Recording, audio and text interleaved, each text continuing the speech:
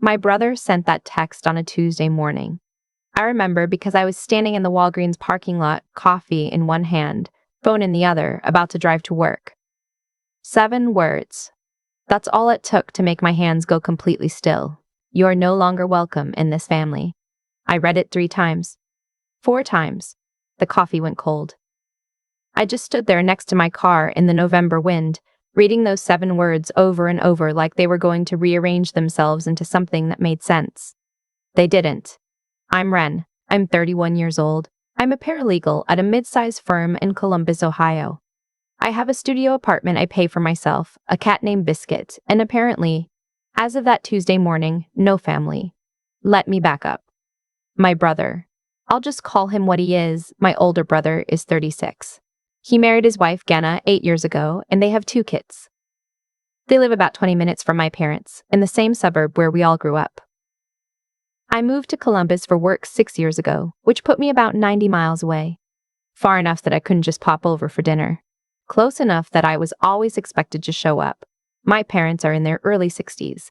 Dad retired 2 years ago from the auto parts plant where he'd worked for 30 years. Mom never went back to work after my brother was born. They owned their house outright. Paid it off years ago. But between Dad's pension and Social Security, money has always been tight in the way that it gets tighter the older you get. Prescriptions.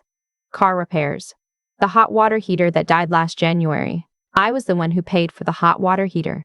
Not because they asked. Exactly. My mom called on a Friday afternoon and said the water was running cold and they didn't know what they were going to do, and I asked how much a replacement would cost, and she said the plumber quoted them $1,800, and I said, okay, let me see what I can do. I transferred the money from my savings account that same night.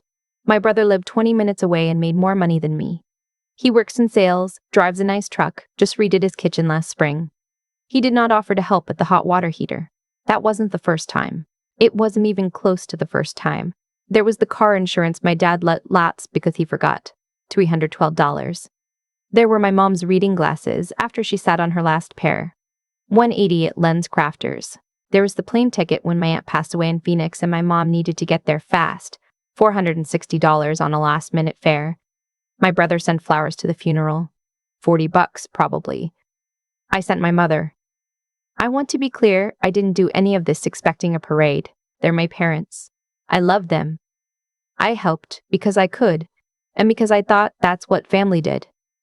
But here's the thing about being the person who always says yes. People stop asking. They just start expecting. 3 years into this routine, my brother started treating my income like a shared resource. Not directly. Not in a way I could easily call out. It was more subtle than that. He'd be in the room when my mom mentioned needing something, and he'd go quiet in this particular way. Arms crossed, looking at the ceiling, and my mom would look at me, and I'd feel the silence pressing on my chest, and eventually I'd say, I can help with that. My brother never thanked me, not once. My mom would say thank you. My dad would say you're a good girl, Ren, and pat my shoulder. But my brother would just nod, like this was the correct outcome, and the situation had resolved itself properly. The breaking point didn't happen all at once. It built the way pressure builds, invisible, until suddenly it's not. Last spring, my brother and Genna decided they wanted to take the kids to Disney World. Orlando, full trip, the whole thing. They priced it out at around $6,000. I know this because my mother called me to tell me. I thought she was just sharing news. She wasn't. Your brother's been under so much stress, she said. The kids have never been. It would mean the world to them. I waited. We just thought, she said. If everyone pitched in a little. Mom, I said. I don't have $6,000 to give my brother for a vacation. Not all of it. Just whatever you could manage. I told her I couldn't. I told her I just put new tires on my car, which was true. $540. Because Ohio winters are brutal, and my old tires were bald. I told her I was saving to build my emergency fund back up after the hot water heater.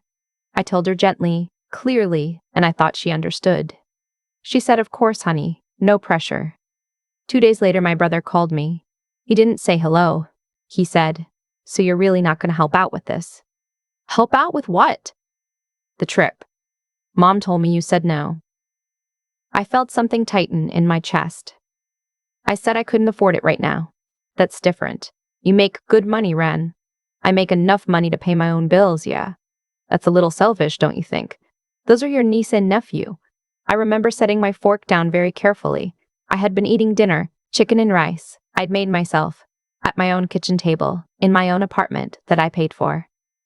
I send your kids birthday gifts every year, I said. I drove down for Lily's school play. I babysat them both last Thanksgiving so you and Genna could have a long weekend alone. I am not selfish. This is a family vacation, he said. It's your vacation, I said, and you're asking me to fund it. He hung up. I sat there at my kitchen table for a long time after that. Biscuit jumped up and walked across my plate. I didn't even move him. I just sat there feeling the specific weight of having said something true out loud and having it land exactly as badly as I expected. I thought that was the end of it. I was wrong. The next few weeks were quiet in the way that something is quiet right before it isn't. My mom texted occasionally, short, slightly cool responses to my normal messages, the digital equivalent of a closed door. My brother didn't reach out at all. I told myself I was fine with it. I went to work. I took Biscuit to the vet for his annual checkup. I had dinner with my friend Kelsey on a Friday night and didn't even mention any of it. Then the text started. Not from my brother. From Genna. The first one was almost polite. Just wanted to check in. Are you doing okay? We haven't heard from you, which was interesting phrasing, since I hadn't been the one to go quiet. I responded that I was fine. Everything was good. Hoped the kids were well. She wrote back, Your mom is really hurt. She doesn't understand why you've been so distant lately. I stared at that text for a full minute. I had not been distant. I had said no to funding a Disney World vacation. These were not the same thing. I wrote back that I didn't think I'd been distant, and that I was happy to talk to my mom directly if she wanted to call. Genna didn't respond to that. 2 days later, she texted again, longer this time. She said she wanted me to understand that family means sacrifice. She said my brother works incredibly hard and deserves to take his family on a real vacation. She said my niece and nephew ask about me and it's sad that I'd been pulling away. She said she thinks I have some issues with jealousy that I might want to work through. I have to be honest with you. I had to put my phone down and go for a walk around my block before I responded to that. It was 38 degrees outside. I did not care. When I came back, I wrote, Genna, I love the kids. I am not jealous of anyone. I said no to contributing to your family vacation because I needed the money for my own expenses. That is not pulling away. I hope you have a great trip. She did not respond. I found out later that she did respond. Just not to me. She responded to my mother. She told my mother that I had sent her a nasty text, that I was attacking her, that I had called the vacation stupid. She said she felt unsafe around me. She said she felt unsafe around me. She said she felt unsafe around me because I sent her a 3-sentence text saying I hoped they had a great trip. My mother, to her credit, did call me. But she called not to hear my side. She called to tell me that Genna was very upset and that I needed to apologize. I asked what exactly I was apologizing for. My mother said, for making her feel that way. Mom, I said. I didn't call her. She texted me. Multiple times, I responded calmly. I don't know what she told you, but I did not send a nasty text. She wouldn't make something like that up. That sentence settled somewhere in my stomach and just sat there. Can I send you the screenshots? I asked. There was a pause. I don't want to be in the middle of this, my mother said. You're already in the middle of it, I said. She put you there. My mom said she needed to go and hung up. I sat on my couch that evening looking at my phone. Biscuit was in my lap, purring. My apartment was quiet. I had a candle going on the windowsill, the vanilla kind I buy from Target when they're on sale. Outside, it had started to rain. The whole scene was so ordinary that the situation I was in felt almost unreal. But what if this is it, I thought. What if this is just who they are, and I've been spending 6 years telling myself a different story? I didn't sleep well that night. 3 days later, I got a text from my dad. My dad, who had never once in my adult life sent me a text longer than okay or sounds good. My dad typed out 3 full paragraphs. I know Genna typed them and handed him the phone, but still. They had my father's name on them. The text said that I had been disrespectful to his son's wife, that I had made clear I didn't consider myself part of this family anymore, that until I was ready to apologize and act like family, I should give them space. Give them space. I called my dad. He answered, and for about 30 seconds I could hear the TV in the background, and everything felt almost normal. Then he said, "Did you read what I sent?" And his voice had something in it I didn't recognize. Something stiff. Coached. I said, "Dad, what exactly do you think I did?" He said what Genna had told him. The nasty texts. The attacking. The jealousy. He got some of the details wrong. Specific things that told me he was working off secondhand information. When I tried to correct the record, he said, "Genna has no reason to lie." That's what they all kept saying. She has no reason to lie. I wanted to ask, and I do? I have a reason to lie to my own father about a text message? Instead, I said very quietly, "Dad, I love you. I haven't done what you're describing. I hope when things calm down, we can talk about this for real." He said, "Goodbye, Ren," and hung up. That was a Friday. The following Tuesday, I was standing in the Walgreens parking lot. "You are no longer welcome in this family." My brother had sent it at 7:48 in the morning. Not a call. Not a conversation. A text. 7 words. And then nothing. My hands were shaking, but not the way they shake when you're scared. More the way they shake when something that's been building for a long time finally arrives and your body recognizes it before your brain does. I stood there until the wind got bad enough that I had to get in my car. I sat in the driver's seat for a few minutes. I looked at those 7 words. I thought about all the money I'd sent over the years, not keeping a running tab in my head. I'd never done that. But it was there somewhere. The hot water heater and the plane ticket and the car insurance and the reading glasses and the birthday gifts and the gas money and the $100 here, the $200 there, the things I'd said yes to without being asked. I thought about Genna's texts. I thought about my mom saying she didn't want to be in the middle of it. I thought about my dad's stiff, coached goodbye. And then I typed back 4 words. "Okay, I understand completely." I put the phone in my cup holder. I drove to work. I did not cry until I got to the parking garage, and even then it was only for about 4 minutes, because I had a deposition prep at 9 and I needed to get myself together. My coworker, I'll call her Petra, passed me in the hallway around 10 and said I looked like I hadn't slept. I told her I was fine. She gave me that look that friends give you when they know you're not fine, but they also know this isn't the moment. And she handed me a granola bar from her desk drawer and kept walking. I have never loved anyone more than I loved Petra in that moment. That night, I went home and did something I should have done months earlier. I wrote everything down. Every financial transfer I could remember, with dates and amounts where I had them. Screenshots of bank transactions where I could find them. I wasn't building a legal case. I just needed to see it in front of me, to know I wasn't exaggerating, to know my memory wasn't lying. The total, conservatively, was somewhere around $12,000 over 5 years. Not counting time.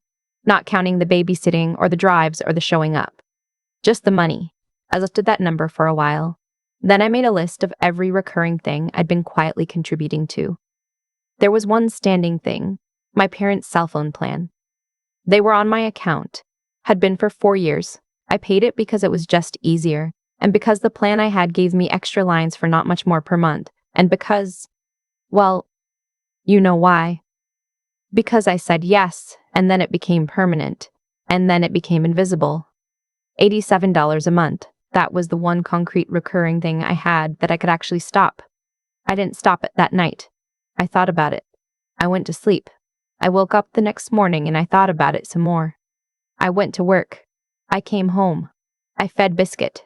I sat on my couch with my laptop, and I looked at my account, and I thought about my dad's coached goodbye and my mom saying she didn't want to be in the middle of it, and Genna saying she felt unsafe, and I made myself really sit with the question, if I reach out right now, if I apologize for something I didn't do, if I pay for that Disney trip, what actually changes? Nothing. It would be the same next time. And there would be a next time. I removed them from my plan the following Thursday. I didn't send a message explaining it. I didn't warn anyone. I just processed the change online, and it went into effect at the end of the billing cycle, which was 11 days later. On day 12, my mom called me from her neighbor's phone because her cell wasn't working. I let it go to voicemail. She left a message saying she thought something was wrong with her phone and could I look into it because she couldn't reach anyone. I listened to the voicemail twice. Then I called her back from my number because I'm not cruel, and I said, "Hi, Mom. Your phone is working fine. I removed you and Dad from my plan.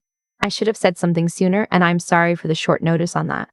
There was a silence that lasted long enough that I counted to 7 in my head. You what? She said.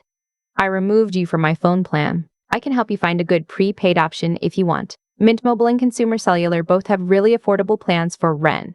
Her voice had gone very flat. Your brother said you were no longer part of this family. I know, I said. He texted me. I have it saved? And you thought the right response was to cut off our phones? I thought the right response was to stop paying for things for people who told me I wasn't their family anymore, I said. That seemed reasonable to me. Another silence. This is very hurtful, she said. Mom, I said. And I meant to say more, but I stopped, because there was nothing more to say that I hadn't already said. So instead I said, I hope you're doing well. I love you. I'm here if you want to actually talk about what happened. And I said goodbye and I hung up. My phone rang 11 times in the next 2 hours. My mom, my dad, my brother, Genna, which surprised me, my mom again, my dad twice, my brother, twice more. I did not answer. I had a work call at 4.5, eat a bowl of cereal for dinner, and I watched 2 episodes of a show I'd been meaning to get to for months. And around 9:30, I took a bath and went to bed and actually, genuinely slept better than I had in weeks. The voicemails were a lot. My brother's first one was angry. Clipped, controlled, angry, the kind that's almost worse than screaming. He said I was being vindictive.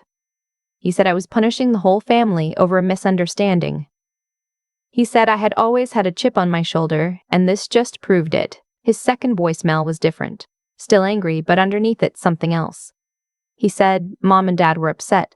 He said they needed their phones. He said he couldn't be adding them to his plan right now because he was in the middle of some financial stuff. I sat with that one for a while. In the middle of some financial stuff. He was planning a $6,000 Disney World vacation 3 months ago, but he couldn't add 2 lines to his cell phone plan. I went to work the next morning and Petra asked how I was doing, and I said, honestly, complicated, but okay. She nodded like that was a real answer, because she's a real person, and we went to get coffee. Over the next 2 weeks, the calls tapered off. My mom texted once from a number I didn't recognize. She'd bought a prepaid, saying she wanted to talk when I was ready. I texted back that I was ready whenever she was, and I left it there. My brother did not reach out again. Here's what I want to tell you, because this is the part that doesn't make it into the stories people usually tell. The silence wasn't clean. It wasn't this triumphant movie moment quiet where you finally feel free and the credits roll and everything resolves. Some days I missed them. Some days I picked up my phone to call my mom about something stupid, a weird thing I saw on my walk, a recipe I was trying, and remembered, and put it down again. Some days I wondered if I'd been too harsh, if there was some version of this where I'd handled it better, said the right thing at the right time. But then I'd remember, she has no reason to lie. And I did. My dad's pension, I know, covers the basics. My brother eventually figured out the phone plan situation. I don't know how, and it's not my problem. My mom and I have exchanged a handful of texts over the past 3 months. Nothing heavy. She sent me a photo of her garden last week. I sent back a heart emoji. It's not healed. I don't know if it will be. But something in me that had been pulled taut for years, that constant low-grade tension of waiting for the next ask, the next need, the next time someone looked at me with that particular silence and waited. That thing has gone quiet. I got a bonus at work last month. First real bonus I'd gotten in 2 years. I spent part of it on a new couch. Gray linen, the kind I'd had saved in a wish list folder for literally 3 years, waiting until I had enough that spending it on myself didn't feel irresponsible. I ordered it on a Saturday morning. Biscuit sat in the box for 45 minutes after it arrived. Some things really are that simple. If someone who is supposed to love you tells you that you are no longer part of their family, let me tell you something I wish someone had told me 5 years ago. That is not the loss it feels like. What you're actually losing is the weight of being the person who makes things okay for people who were never going to make things okay for you. That is not a loss. That is the lightest you will ever feel. If any part of this story sounds like your life, even the edges of it, even just a little, leave a comment. I read them. And if this helped even one person decide that no is a complete sentence, then every second of the last 6 months was worth it. Take care of yourselves. I'll see you in the next one. I've thought a lot about the moment I actually removed my parents from my phone plan. Not the days after, not the missed calls, the moment itself. I was sitting at my kitchen table with my laptop open, Biscuit asleep on the chair next to me, and I processed the change in maybe 4 clicks. That was it. 4 clicks to undo 4 years of saying yes to something I never should have agreed to in the first place. What I've learned, not from a book, not from a therapist, though therapy helps, but from living through this, is that the people who drain you are almost never dramatic about it at first. They don't show up and announce themselves. They start small. A favor here, a silence there, a look that means you already know what I need. And you say yes because you love them, and because saying no feels like a moral failure. Like you're somehow proving them right about something they haven't even said out loud yet. That's the trap. The yes isn't the problem.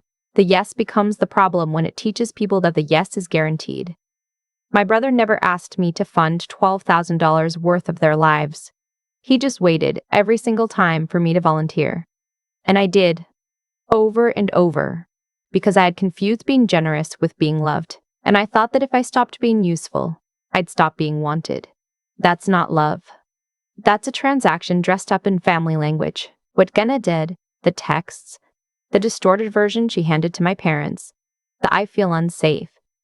That was a particular kind of cruelty because it used my family's love against me. She knew they would believe her. She counted on it. And for a little while, it worked. I watched my dad read words off a phone screen in a voice that wasn't his, and I understood something that I think took me too long to understand. The people closest to you are also the people most capable of being used against you. That's not cynicism, that's just true. But here's the other side of that. Petra handing me a granola bar in a hallway? That was also true. The small, ordinary kindness of someone who didn't make me explain myself. That mattered more to me in that moment than almost anything my family had done in years. Integrity shows up in small places, so does its absence. I'm not angry at my parents the way I was those first few weeks. They're not bad people. They're people who got handed a story and chose the easier version of events. That says something about them. It also says something about how much work this family was going to require from me, forever, if I stayed in the role I'd been playing. The new couch is great, by the way. Biscuit has claimed the left cushion entirely. I drink my coffee in the mornings and look at it and think about the version of me who had it saved in a wish list for 3 years, waiting to feel like she deserved it. She deserved it the whole time. You deserve it too. Whatever your version of the couch is, the thing you've been putting off, the boundary you've been afraid to draw, the no you've swallowed 100 times, you deserve to let that go. Not because someone gave you permission, because you are a full person, not a resource. That's the only lesson here. It's enough.